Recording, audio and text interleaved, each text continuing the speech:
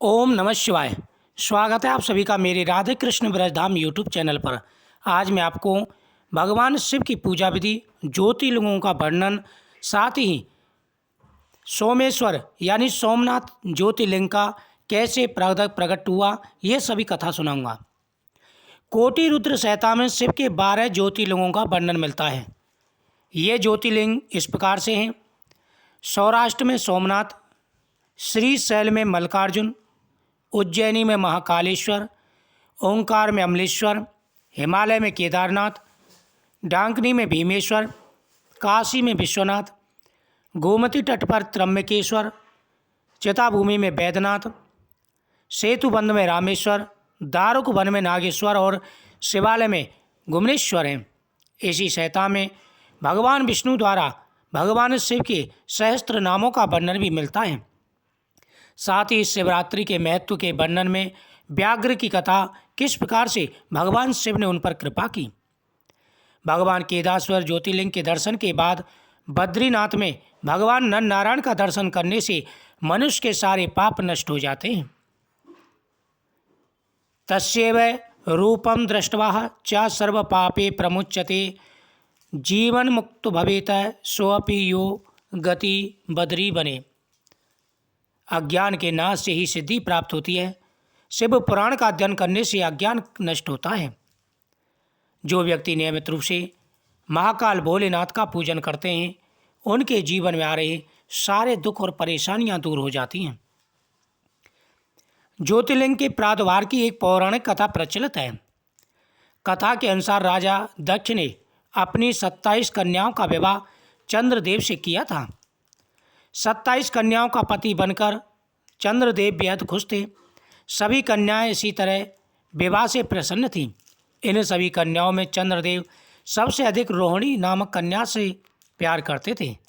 जब यह बात दक्ष को मालूम हुई, उन्होंने चंद्रदेव को समझाया, लेकिन कोई लाभ नहीं हुआ। उनके समझाने का प्रभाव यह हुआ कि उनकी आसक्ति रोहिणी के प्रति और अधिक हो गई। यह जानने के बाद राजा दक्ष ने चंद्रदेव को श्राप दिया, जाओ, आज से तुम क्षय रोग के मरीज हो जाओ। श्रापवश देव चंद्र क्षय रोग से पीड़ित हो गए।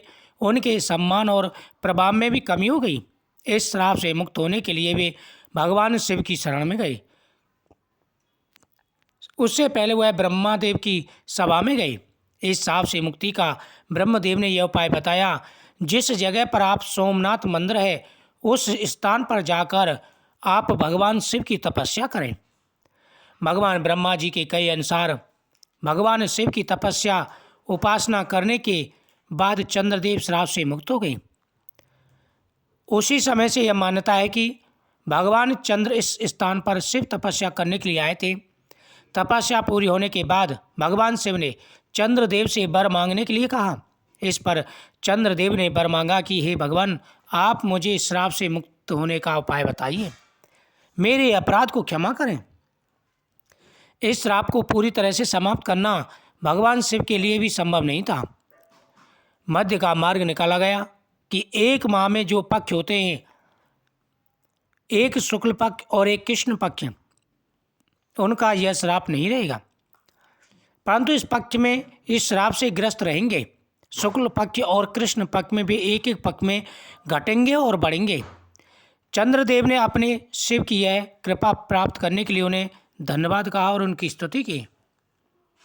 उसी समय से स्थान पर भगवान शिव की इस स्थान पर उपासना सभी लोग करने लगे और भगवान शिव सोमनाथ मंदिर में आकर पूरे विश्व में विख्यात हो गए।